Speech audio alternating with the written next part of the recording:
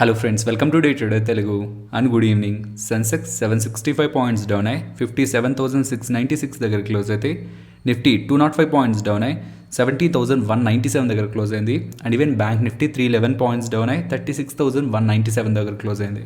Nifty 200, bank Nifty 300 దగ్గరగా down అయినట్టు కనిపిస్తుంది. కానీ నిఫ్టీ హైస్ నుంచి nearly 300 points, bank Nifty highs నుంచి నియర్లీ 650 పాయింట్స్ దగ్గరగా డౌన్ అయింది.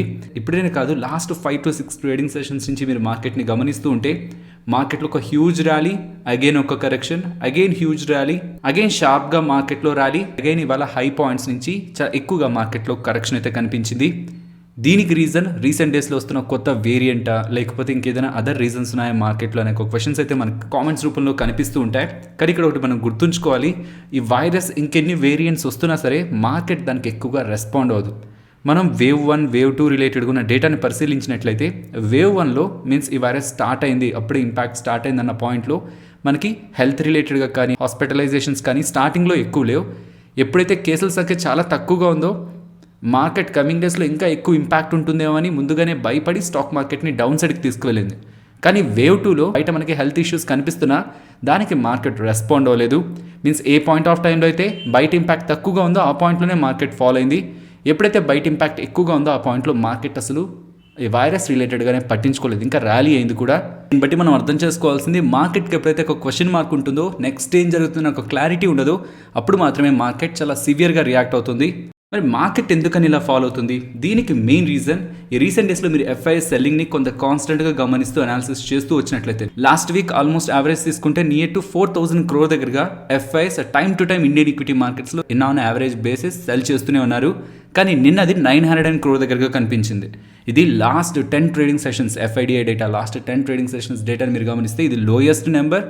బికాస్ మార్కెట్ నిన్న అంతలా ర్యాలీ అయింది కాబట్టి 900 crore దగ్గరికి కనిపించింది. కానీ మార్కెట్లో ఇవాళ ఇంత సెల్ ఆఫ్ కనిపించింది కాబట్టి ఫర్దర్గా ఎఫ్ఐఎస్ ఒక సెల్లింగ్ ఇంటెన్సిటీ ఎలా ఉంటుందనేది మార్కెట్ కీగా ట్రాక్ చేస్తుంది. వీళ్ళేమి ఇప్పుడు సర్ప్రైజ్ చేయట్లేదు, వీళ్ళు ఎప్పటి నుంచో సెల్లర్స్గానే ఉంటున్నారు. మార్కెట్ పడుతున్నా ఎక్కువగా సెల్లింగ్ కనిపిస్తుంది, మార్కెట్ పెరుగుతున్నా ఎంతో కొంత సెల్లింగ్ అయితే ఎఫ్ఐఎస్ దగ్గర నుంచి కనిపిస్తూనే ఉంది. అండ్ దీని రిలేటెడ్గా గ్లోబల్ ఇన్వెస్ట్మెంట్ బ్యాంక్స్ చేసిన కొన్ని కామెంట్స్ని మనం గమనించే ప్రయత్నం చేస్తే, ఇండియన్ ఈక్విటీస్ ఎక్స్పెన్సివ్ వాల్యుయేషన్లో ఉన్నాయి కాబట్టి ఎఫ్ఐఎస్ కమింగ్ డేస్లో ఇండియన్ ఈక్విటీ మార్కెట్స్ నుంచి ఇతర ఎమర్జింగ్ మార్కెట్స్లోకి ఫండ్స్ని మూవ్ చేయడానికి పాసిబిలిటీ ఉంటుందని అనే ఒక ఐడియాలజీని కూడా most of the investment banks ప్రీవియస్గా పబ్లిష్ చేశాయి. సో ఈ వైరస్ కారణంగా ఫియర్సే మార్కెట్ ఫాల్కి రీజన్ అనేలా మనకి డేటా కనిపిస్తున్నా, వైరస్ ఈ వేవ్ 1, వేవ్ 2 అప్పుడు బయట ఉన్న ఇంపాక్ట్ అండ్ అది స్టాక్ మార్కెట్ ఫాల్ ఆర్ రైజ్కి మనం కానీ రిలేట్ చేస్తే, బయట ఇంపాక్ట్ ఎక్కువగా ఉన్న టైంలోనే మార్కెట్ ఇంకా ఎక్కువగా ర్యాలీ అయింది. అండ్ ఇక్కడ నుంచి షార్ట్ టర్మ్ మనం మార్కెట్ని ఎలా చూడొచ్చు, ఇక్కడ నుంచి డౌన్ సైడ్కి వెళ్తుందా, టాప్ సైడ్కి వెళ్తుందా అంటే, ప్రీవియస్గా ఒక రేంజ్ ఇన్ బిట్వీన్ ఆ రేంజ్లోనే మార్కెట్ రెస్పెక్ట్ చేస్తూ మూవ్ అవుతుండేది. కానీ రీసెంట్ డేస్లో అలా కనిపించట్లేదు.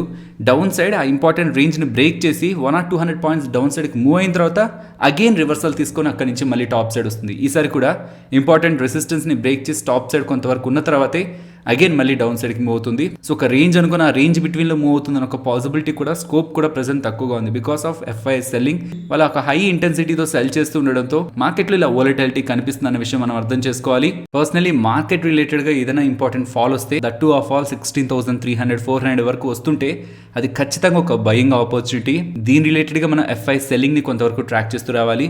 నిన్న మనకి 900 crore దగ్గరగా వాళ్ళ దగ్గర నుంచి సెల్లింగ్ కనిపించింది. ఫర్దర్గా సెల్లింగ్ తగ్గుతూ అగైన్ వాళ్ళు నెట్ బయర్స్గా వస్తున్నారా, లేదు వాళ్ళ దగ్గర నుంచి ఫర్దర్గా సెల్లింగ్ ఇంటెన్సిఫై అవుతుంది అనేది ఫ్యాక్టర్ అయితే. సో ప్రీవియస్గా మనం ఇక్కడ నుంచి షార్ట్ టర్మ్ పాజిటివ్గా చూస్తున్నాం, లేకపోతే ఇక్కడ నుంచి షార్ట్ టర్మ్ నెగిటివ్గా చూస్తున్నాం అని మాట్లాడుకుంటూ వచ్చాం. కానీ ఇప్పుడు ఇలాంటి వోలటైల్ కండిషన్స్లో ఆ రేంజ్ అబోవ్ వస్తుంటే పాజిటివ్గా అనే ఒక ట్రెండ్ అయితే ప్రెసెంట్ మార్కెట్లో కనిపించట్లేదు. మార్కెట్ హెవీగా వోలటైల్గా ఉంది, సపోర్ట్స్ అండ్ రెసిస్టెన్స్ ఇవేవి కూడా అంత పెద్దగా వర్క్ అవ్వట్లేదు. కాబట్టి షార్ట్ టర్మ్ వ్యూని కొంత పక్కన ఉంచితే ఇక్కడి నుంచి డౌన్ సైడ్కి మూవ్ అవుతున్నప్పుడు 17,140ని ఇంపార్టెంట్ సపోర్ట్గా చూస్తున్నాను. 17,140 దగ్గర కూడా మార్కెట్ స్టెబిలైజ్ అవ్వకపోతే, మీన్స్ అక్కడ కూడా మార్కెట్ స్టెబిలైజ్ కాకపోతే, రీసెంట్ డేస్లో వచ్చినలో 16,800, 16,800 బిలో కూడా మార్కెట్ మూవడానికి స్కోప్ అయితే ఉంది. కాబట్టి ఎటువంటి ట్రేడ్స్ మీరు ఇంట్రాడేలో తీసుకుంటున్నా ఒక ప్రాపర్ పర్టికులర్ స్టాప్ లాస్ పెట్టి మాత్రమే యాక్టివిటీ తీసుకోవడానికి ప్రయత్నించండి. బికాస్ రివర్సల్ చాలా స్ట్రాంగ్గా ఉంటుంది.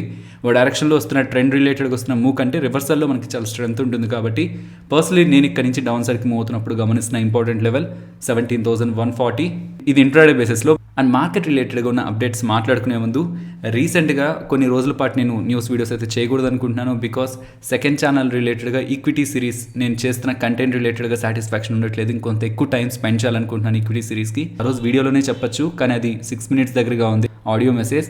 అన్నెసరీగా అది లెంత్ని పెంచుతుందని నేను న్యూస్ వీడియోలో యాడ్ చేయకుండా టెలిగ్రామ్లో అయితే పెట్టాను. నేను ఒకటైతే చెప్పాలనుకుంటున్నాను, స్ట్రాంగ్ వ్యూవర్షిప్ ఉంటున్న ఈ న్యూస్ వీడియోస్ని పక్కన పెట్టి నేను ఈక్విటీ సిరీస్ చేయాలనుకుంటున్నాను, కంటెంట్ వీడియోస్ మీద ఫోకస్ చేయాలనుకొని వీటిని పక్కన ఉంచానంటేనే అది వన్ డేలో తీసుకున్న డెసిషన్ కాదు. పెడుతున్న వీడియోస్ రిలేటెడ్గా సాటిస్ఫాక్షన్ రాక అండ్ ఉంటున్న టైంని అడ్జస్ట్ చేయలేక ఈ డెసిషన్ అయితే తీసుకున్నాను.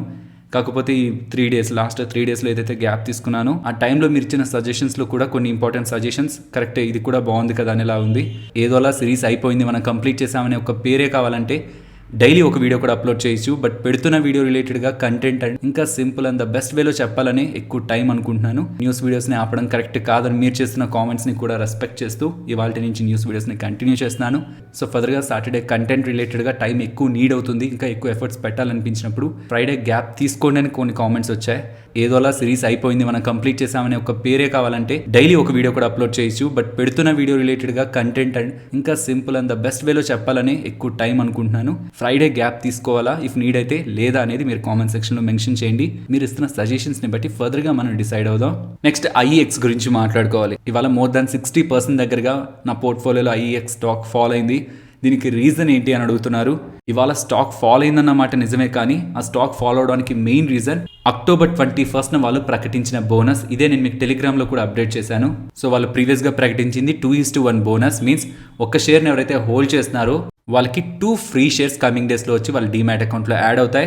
ప్రెసెంట్ స్టాక్ ప్రైస్ అయితే ఫాల్ అయింది, బట్ కమింగ్ డేస్లో వచ్చి యాడ్ అయ్యే ఫ్రీ షేర్స్తో మీరు చేసిన ఇన్వెస్ట్మెంట్, ప్రీవియస్గా ఉన్న ఇన్వెస్ట్మెంట్ నియర్ టు మ్యాచ్ అవుతుంది. ఈ లోపు ఒకవేళ స్టాక్ ప్రైస్ పెరుగుతున్నా తగ్గుతున్నా అది ఫర్దర్ ప్రాఫిట్ అండ్ లాస్ని ఇంపాక్ట్ చేస్తుంది తప్పితే మోస్ట్ ఆఫ్ ద వాల్యూ మీకు సేమ్ గానే మెయింటైన్ అవుతుంది. బోనస్ షేర్స్ ఎక్కడ ఇంకా రాలేదంటున్నారు. మినిమం 4 వర్కింగ్ డేస్ పడుతుంది. In the best case 4 working days minimum పడుతుంది. మాక్సిమం 30 వర్కింగ్ డేస్ లోపు మీకు ఆ ఫ్రీ బోనస్ షేర్స్ అనేటివి క్రెడిట్ అవుతాయి. మీరు ఈ 3rd డిసెంబర్ కంటే ముందు నుంచి ఐఈఎక్స్ షేర్స్ని హోల్డ్ చేస్తుంటే మీరు ఆ ఫ్రీ షేర్స్ తీసుకోవడానికి ఎలిజిబుల్ అవుతారు. కాబట్టి టెన్షన్ పడాల్సిన నీడ్ అయితే ఇక్కడ లేదు. నెక్స్ట్ జీ ఎంటర్టైన్మెంట్ గురించి మాట్లాడుకోవాలి. జీ ఎంటర్టైన్మెంట్ రిలేటెడ్గా 2 ఇంపార్టెంట్ అప్డేట్స్ ఉన్నాయి. అందులో ఫస్ట్ది జీ ఎంటర్టైన్మెంట్ అలాగే సోనీ రిలేటెడ్గా మర్జర్ డీల్ అనేది బై క్రిస్మస్ లోపు కంప్లీట్ అవుతుందనేలా స్పెక్యులేషన్స్ అయితే మార్కెట్లో వచ్చాయి. బట్ ఇది కాదు ఇంట్రెస్టింగ్ పాయింట్. సిఎల్ఎస్ఏ వాళ్ళు జీ ఎంటర్టైన్మెంట్ రిలేటెడ్గా చాలా ఇంపార్టెంట్ కామెంట్స్ అయితే చేశారు. If Sony Zee entertainment deal complete అయిందంటే స్టాక్ 30 టైమ్స్ దగ్గరగా ఫార్వర్డ్ ఎర్నింగ్స్తో వాల్యూ అవడానికి పాసిబిలిటీ ఉందని and stock price 690 rupees per షేర్గా వెళ్తుందని వీళ్ళు అప్డేట్ చేస్తున్నారు. ప్రెసెంట్ ఉన్న వీళ్ళ profitability and cash balance by FY24 లోపు డబల్ అవుతుందని. ఓకే, అంతా పాజిటివ్గానేనా, నెగిటివ్గా కూడా చెప్తున్నారు. ఒకవేళ ఈ డీల్ క్యాన్సిల్ అయితే టువర్డ్స్ 250 కూడా ఫాలో అవడానికి, వాల్యుయేషన్స్ ఇంపాక్ట్ అయి 250 దగ్గర వరకు కూడా ఫాలో అవడానికి పాసిబిలిటీ ఉందన్నట్టు జీ ఎంటర్టైన్మెంట్ రిలేటెడ్గా సిఎల్ఎస్ఏ వాళ్ళు అయితే అప్డేట్ చేస్తున్నారు. Next Punjab alkalis and chemicals గురించి మాట్లాడుకోవాలి. ఇది ఒక కెమికల్ స్టాక్. నిన్న మార్కెట్ క్లోజ్ అయిన తర్వాత 550 అరౌండ్ వీళ్ళు స్టాక్ స్ప్లిట్ రిలేటెడ్గా అప్డేట్ చేస్తున్నారు. నెంబర్ ఆఫ్ స్టాక్స్ 5తో మల్టిప్లై అవుతాయి, వేరే స్టాక్ ప్రైస్ 5తో డివైడ్ అవుతుంది. నెక్స్ట్ హిందుస్థాన్ జింక్ అలాగే వేదాంత గురించి మాట్లాడుకోవాలి. నిన్న మార్కెట్ క్లోజ్ అయిన తర్వాత హిందుస్థాన్ జింక్ వాళ్ళు December 7న వాళ్ళ బోర్డ్ మీటింగ్ని కండక్ట్ చేసి ఇంటర్మ్ డివిడెండ్ని ప్రకటిస్తారని అయితే అప్డేట్ చేస్తున్నారు. By September end quarter Hindustan zinc దగ్గర 19,103 crores దగ్గరగా క్యాష్ బ్యాలెన్స్ వల్ల బుక్స్లో అయితే ఉంది.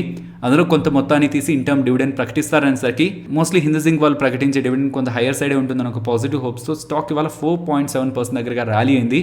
అండ్ ఈ హిందుస్థాన్ జింక్ కి వేదాంత అనేది ప్రమోటర్ కంపెనీ కాబట్టి హిందుస్థాన్ జింక్ ప్రకటించే డివిడెండ్ లో వేదాంత కూడా వాటా వెళ్తుంది. వేదాంత బోర్డ్ ఎంత డివిడెండ్ ని అప్రూవ్ చేస్తుందనే దాన్ని బట్టి వేదాంత షేర్ హోల్డర్స్ కి డివిడెండ్ అయితే వస్తుంది.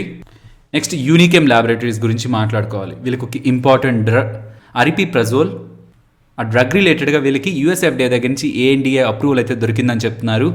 అండ్ ఆ డ్రగ్ పర్టికులర్గా ఈ బైపోలార్ డిజార్డర్స్ కానీ అండ్ ఈవెన్ స్ట్రిజోఫీనియా ఈ డిజార్డర్స్కి డ్రగ్ని ఎక్కువగా యూజ్ చేస్తుండడం అండ్ ఇది యూఎస్ మార్కెట్స్లో బెటర్ రెవెన్యూస్ని జనరేట్ చేస్తుందని ఒక హోప్స్తో స్టాక్ ఇవాళ 12% దగ్గరగా ర్యాలీ అయింది. In terms of market capital ఇది 1,800 crore కంపెనీ, మీన్స్ ఇది ఒక స్మాల్ క్యాప్. సో ఇలాంటి చిన్న చిన్న కంపెనీస్కి ఎప్పుడైనా పాజిటివ్ అప్డేట్స్ వస్తుంటే అవి ఎక్కువగా ర్యాలీ అవుతుంటాయి. అండ్ ఇవాళ యాంబర్ ఎంటర్ప్రైజెస్ స్టాక్ 7% దగ్గరగా ర్యాలీ అయింది. దీనికి రీజన్ గోల్డ్మాన్ సాక్స్ వాళ్ళు మార్కెట్ క్లోజ్ అయిన తర్వాత యాంబర్ ఎంటర్ప్రైజెస్ రీసెంట్గా ప్రకటించిన PLI స్కీమ్లో భాగంగా లాభపడడానికి పాసిబిలిటీ ఉంది.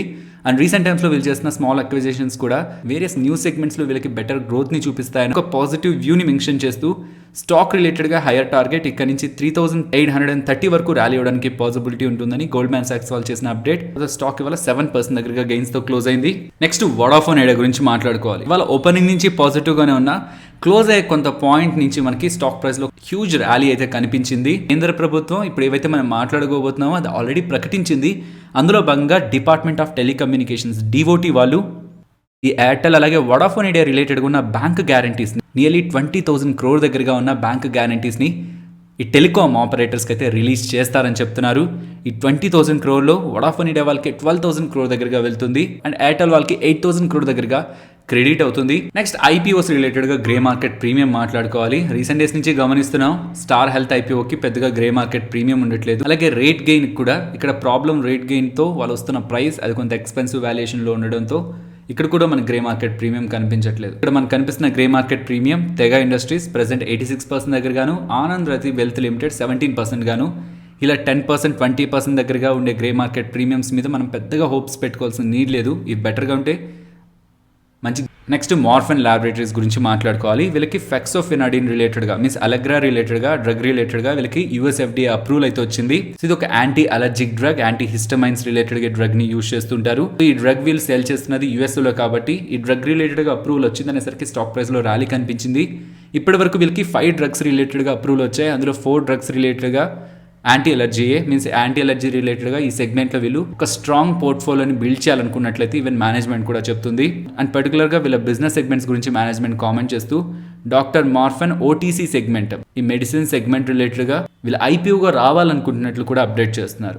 నెక్స్ట్ జిఎంఆర్ ఇన్ఫ్రా గురించి మాట్లాడుకోవాలి. వీళ్ళు ప్రీవియస్గా ఒక ఇంపార్టెంట్ స్టేట్మెంట్ని చేశారు. బై డిసెంబర్ ఎండింగ్ లోపు ఇయర్ డిసెంబర్ ఎండింగ్ లోపు వీళ్ళ రిలేటెడ్గా ఉన్న ఎయిర్పోర్ట్ బిజినెస్ని డీమర్జర్ చేసి అందులో భాగంగా జనరేట్ అయ్యే మనీ ద్వారా వీళ్ళ డెట్ని జీరోకి తీసుకువెళ్లాలని, నెట్ డెట్ని జీరోకి తీసుకువెళ్లాలని జిఎంఆర్ ఇన్ఫ్రా వాళ్ళు ప్రీవియస్గానే స్టేట్మెంట్స్ అయితే చేశారు. అందులో భాగంగా ఎన్సీఎల్టీ అప్రూవల్ అయితే కావాల్సి ఉంటుంది. ఆ ఎన్సీఎల్టీ హియరింగ్ లో వచ్చే డేట్ December 7th అనేలా మనకి అప్డేట్స్ అయితే కనిపిస్తున్నాయి. ఇదేం కొత్తది కాదు, ప్రీవియస్ గానే వీళ్ళు అప్డేట్ చేశారు. ఎయిర్పోర్ట్ బిజినెస్ ని నాన్ ఎయిర్పోర్ట్ బిజినెస్ ని సపరేట్ చేయాలనుకుంటున్నారు, డీమర్జర్ చేయాలనుకుంటున్నారు ఎయిర్పోర్ట్ బిజినెస్ అని. బట్ ఆ అప్డేట్ రిలేటెడ్ గా ఎన్సీఎల్టీ ఒక కన్ఫర్మేషన్ December 7th వస్తుందనేలా మనకి మార్కెట్లో అప్డేట్ అయితే ఉంది. నెక్స్ట్ గుజరాత్ ఫ్లోరో కెమికల్స్ గురించి మాట్లాడుకోవాలి. వీళ్ళ రిలేటెడ్ గా ఐసిఐసిఐ సెక్యూరిటీస్ వాళ్ళు చాలా ఇంట్రెస్టింగ్ స్టేట్మెంట్స్ అయితే చేశారు. లాస్ట్ 3 ట్రేడింగ్ సెషన్స్ లో nearly 25% and even recent days లో ఇప్పటి నుంచి కాదు చాలా టైం నుంచి కూడా స్టాక్ చాలా స్ట్రాంగ్ గా ర్యాలీ అవుతుంది. వీళ్ళు ఏ సెగ్మెంట్స్ నుంచి ఎంతెంత రెవెన్యూ సంపాదించుకుంటున్నారు and through India and other than India వీళ్ళ రెవెన్యూ బ్రేకప్ ని కూడా మీరు స్క్రీన్ పైన గమనించవచ్చు. వీళ్ళు మెన్షన్ చేస్తున్నది వీళ్ళు తయారు చేసిన కెమికల్స్ లో ఫ్లోరో కెమికల్స్ ఎలక్ట్రిక్ వెహికల్స్ రిలేటెడ్ గా కావాల్సిన బ్యాటరీ సెగ్మెంట్ లో కానీ, సోలార్ ప్యానల్స్ తయారు చేసే సెగ్మెంట్ లో కానీ, గ్రీన్ హైడ్రోజన్ వెర్టికల్ సెగ్మెంట్ లో కానీ యూజ్ చేస్తూ ఉంటారని. అండ్ ఈవెన్ కంపెనీ కూడా 2500 crore దగ్గరగా క్యాపిటల్ ఎక్స్పెండిచర్ చేసి వాళ్ళ ప్రెసెంట్ మ్యానుఫ్యాక్చరింగ్ కెపాసిటీస్ ని పెంచాలనుకోవడం. దీంతో నెక్స్ట్ 3 years వీళ్ళ earnings estimates near to 46% CAGR తో ఉండడానికి పాసిబిలిటీ ఉందని. అండ్ వీళ్ళ ROCE ప్రెసెంట్ ఉన్న 6.7 నుంచి 18% వరకు నెక్స్ట్ 3 to 4 years లో ఇంప్రూవ్ అవడానికి పాసిబిలిటీ ఉంటుందని ఐసిఐసిఐ సెక్యూరిటీస్ వాళ్ళు చెప్తూ ఈ ఫ్లోరో పాలిమర్ సెగ్మెంట్ లోకి ఎంటర్ అవ్వడం అందరికీ పాసిబుల్ కాదు. హై ఎంట్రీ బ్యారియర్స్ ఉన్నాయి, మీన్స్ ఈ కంపెనీ కొంతవరకు మోట్ ఉంది. కాబట్టి ఫ్లోరిన్ రిలేటెడ్గా ఉన్న కంపెనీస్ కొంత హైయర్ వాల్యుయేషన్స్ లో ఉంటుంటాయి. Example Naveen fluorine near to 40 times దగ్గరగా, కానీ వీళ్ళు మాత్రం present 20 times FY24 price to earning multiples లో ఉన్నారని, ఇది కూడా వీళ్ళకి రీజనబుల్ వాల్యుయేషన్ లానే కనిపిస్తుందని వీళ్ళు మెన్షన్ చేస్తూ స్టాక్ నెక్స్ట్ 12 months లో 3000 అబోవ్ దగ్గరగా 3086 వరకు ర్యాలీ అవడానికి పాసిబిలిటీ ఉంటుందని ఐసిఐసిఐ సెక్యూరిటీస్ వాళ్ళైతే అప్డేట్ చేస్తున్నారు. నెక్స్ట్ సోనా బిఎల్డబ్ల్యూ గురించి మాట్లాడుకోవాలి. వీళ్ళ రిలేటెడ్ గా ఇండియా రేటింగ్స్ అండ్ రీసెర్చ్ వాళ్ళు ప్రీవియస్ గా వాళ్ళు ఇచ్చిన రేటింగ్ అయితే అప్గ్రేడ్ చేశారు. వాళ్ళ లాంగ్ టర్మ్ ఇష్యూర్ రేటింగ్ ని AA అప్గ్రేడ్ చేస్తూ అవుట్లుక్ ని స్టేబుల్ గా ఉంచారు. ఇలా రేటింగ్స్ ని అప్గ్రేడ్ చేయడం కారణంగా ఇఫ్ ఇన్ కేస్ వీళ్ళు డెట్ రూట్ నుంచి మనీని రైజ్ చేయాలనుకుంటే తక్కువ ఇంట్రెస్ట్ వడ్డీతోనే వాళ్ళకి మనీని రైజ్ చేసే ఆపర్చునిటీ ఉంటుంది. కాబట్టి ఇలా రేటింగ్స్ లో అప్గ్రేడ్ ని మనం పాజిటివ్ గా చూస్తూ ఉంటాం. నెక్స్ట్ నాగార్జున ఫెర్టిలైజర్స్ గురించి మాట్లాడుకోవాలి. కాకినాడలో ఈ కంపెనీ రిలేటెడ్ గా ఉన్న వీళ్ళ యూరియా ప్రొడక్షన్ ప్లాంట్ ని ప్రీవియస్ గా క్లోజ్ చేశారు. అక్కడ అగైన్ ప్రొడక్షన్ ని రీస్టార్ట్ చేస్తున్నారని వీళ్ళు చేసిన అప్డేట్ తో స్టాక్ 4.9% దగ్గరగా అప్పర్ సర్క్యూట్ లో క్లోజ్ అయింది. Next Nifty bank Nifty support and resistance and option chain data Monday market opening కి ముందు నేను మీకు టెలిగ్రామ్లో అప్డేట్ చేస్తాను.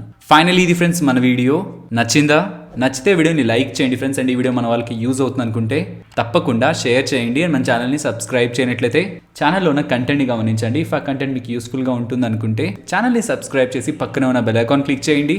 మరొక ఇంట్రెస్టింగ్ వీడియోతో మళ్ళీ మీ ముందుకు వస్తాను. అంతవరకు టేక్ కేర్. జై హింద్.